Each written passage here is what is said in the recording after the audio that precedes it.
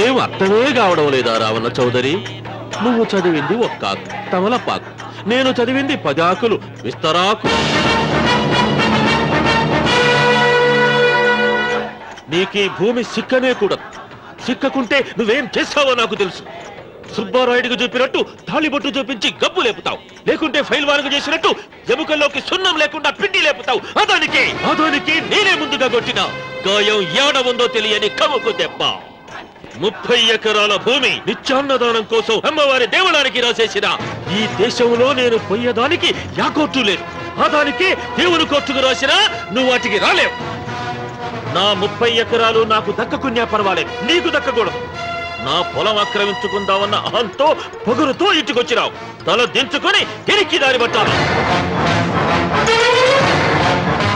నీకీ భూమిలో చారుడు మట్టి గుడక దొరకదు రావణ చౌదరి. కావాలనుకుంటే గుప్పెడు బుద్ధ దొరుకుతాది. అది గుడక వాళ్ళ మధ్యలో కూర్చొని తింటే చెట్లుండోది నా దెబ్బ.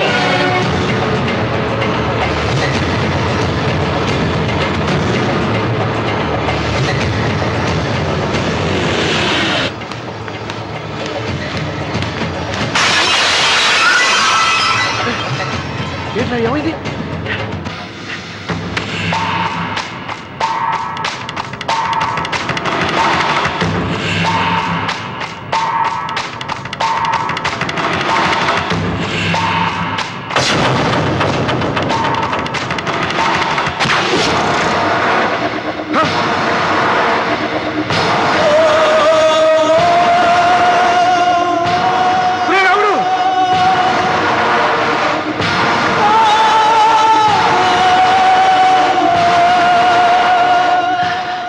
ఒంట్లో ఇంకా రక్తం ఉండగానే, ఈ ఊపిరి ఇంకా పీలుస్తూ ఉండగానే, ఈ గుండె ఇంకా కొట్టుకుంటూ ఉండగానే ఓటమి నా వీపు తట్టింది.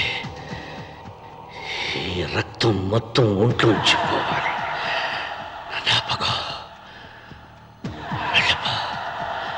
వెళ్ళిపో.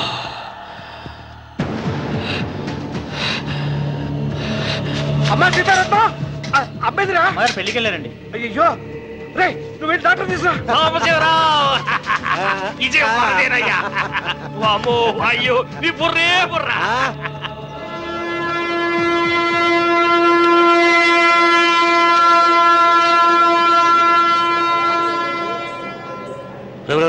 ఏంట్రా కింద పడింది తింటున్నావు? రేపటి నుంచి మీరు కూడా ఇదే తినాలండి.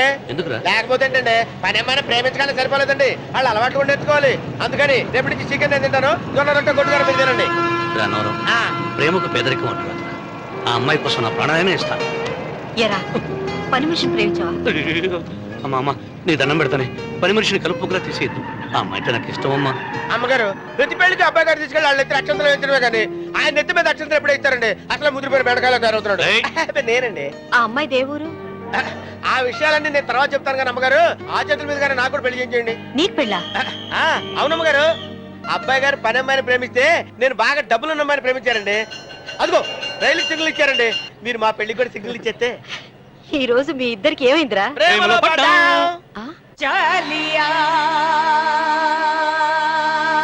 తు గోరియే చలియా చలియా తు గోరియే చలియా తు చలియా. నమస్కారం అండి. రండి.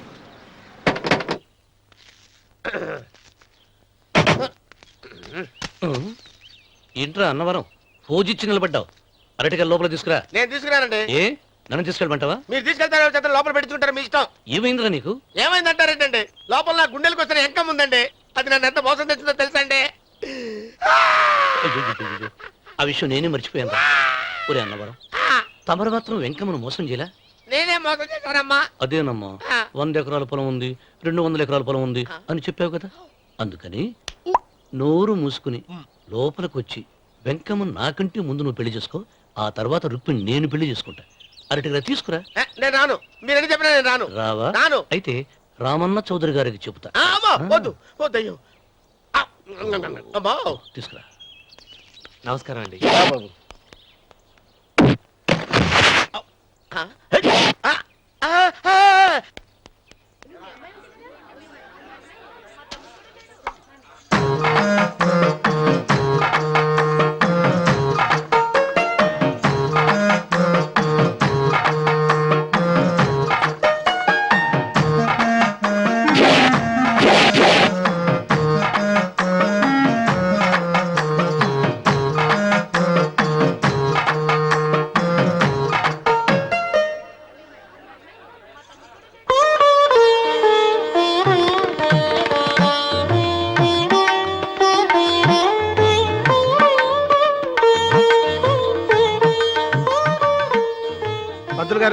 ఆలస్యమైంది. త్వరగా జాతకాలు చూసి లగ్న పత్రికలు రాయించండి. నేను అదే కంగారు పడుతున్నానండి.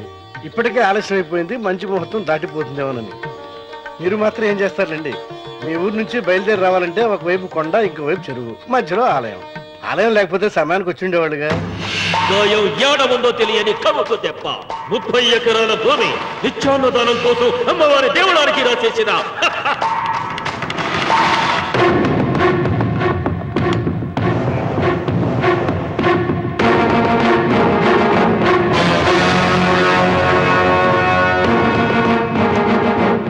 బావగారు ఏదో ఆలోచిస్తున్నారు. లాంఛనాలు ఏమన్నా కావాలంటే చెప్పమనండి. ఏమిట్రా ఇంకా ఆలోచిస్తున్నావు? రావుడు, వాళ్ళంతా కంగారు పడుతున్నారు. శుభం.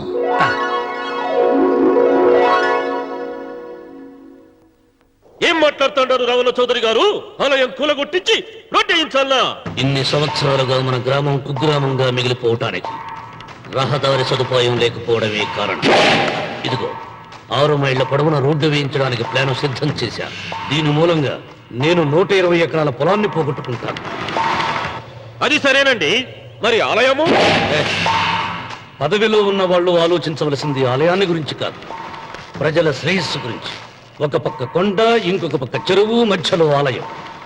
దాన్ని పడగొట్టకపోతే ఇంకో 6 మైళ్ళ దూరం ఎక్కువ పెరుగుతుంది. అది అమ్మవారి ఆలయము. నోరు లేని అమ్మవారి కంటే నోరున్న జనం గొప్పవాళ్ళు. రోడ్డు లేకపోబట్టే ఈ పల్లెలోని పేద ప్రజలు పండించుకున్న కూరగాయలు పట్టణానికి తీసుకెళ్లలేకపోతున్నారు. వాళ్ళ బాగు కోసం రోడ్డు వేయించి తీరుతాను. దానికోసం ఏమైనా చేస్తాను. ఏం చౌదరి గారు, మీ ఇంటి మొగల శివలింగం అన్నే ఉండాలా? దానికి దినాము పూజలు పురస్కారాలు జరుగుతాండాలా? అమ్మవారి దేవళం మాత్రం కూలగొట్టాలనా? మీరు మీ ఇంటి ముందున్న శివలింగాన్ని పీకి పారేయండి, అప్పుడు ఆయన ఒప్పుకుంటాడు. నువ్వు ఈ మాటను అంగీకరిస్తున్నావా? ఒప్పుకోండి సాంబశివరావు గారు, ఈయన శివలింగం జోలికి ఏమాత్రం పోతాడో నేను చూస్తాను. కానీ ఏమి, ముందు శివలింగం పడగొట్టరి, ఎరుక సిరి ఆలయం గోడ మీద పలుగు వెయ్యరి.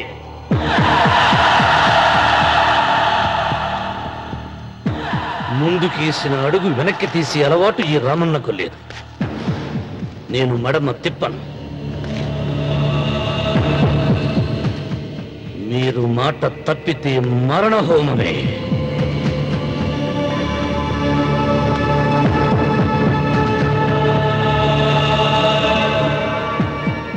ఊపు చూస్తా ఉంటే శివలింగాన్ని పీకి పారేసెట్టే ఉండాడే.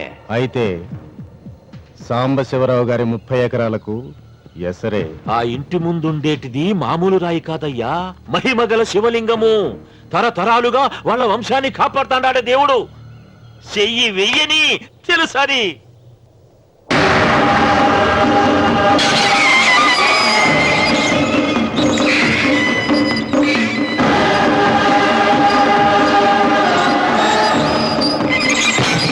త్వరగా పైన శుభ్రం చేయి. అయ్యగారు వీధి గుమ్మం నుంచి వస్తున్నారమ్మా. వీధి గుమ్మం నుంచి వస్తున్నారు. ఏయ్, ఆ నల్లరాయిని పెకిలించండి.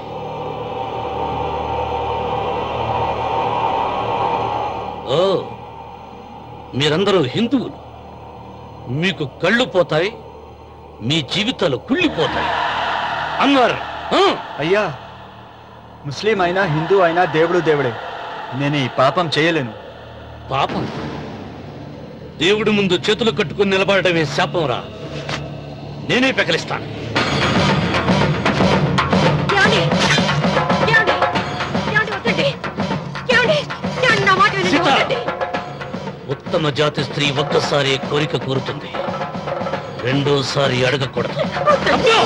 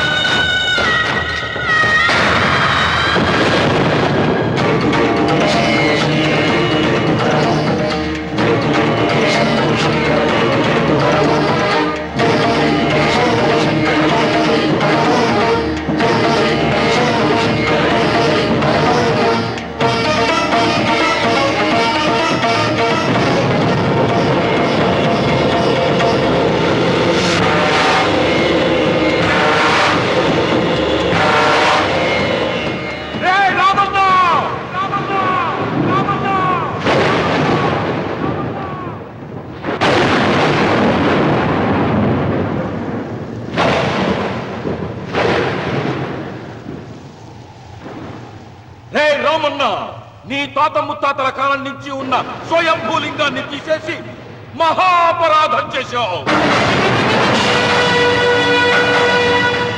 ఏ ఈశ్వరుడు నీ కుటుంబాన్ని వంశాన్ని 3 కళ్ళతో చల్లగా చూస్తున్నాడో ఆ శివుడికి నువ్వు కోపం తెప్పించావు. బాధ వేయించడానికి నువ్వే వడివిరా, భగవంతుడే వేయిస్తాడు. అమ్మవారి ఆలయాన్ని నువ్వు తాకలేవు. మళ్ళీ శివరాత్రి నాటికి నీ స్వహస్తాలతో నువ్వు ఆ స్వయంభూలింగాన్ని తీసుకొచ్చి యథాస్థానంలో ప్రతిష్ఠించకపోతే నీ వంశం నిర్వంశమైపోతుంది.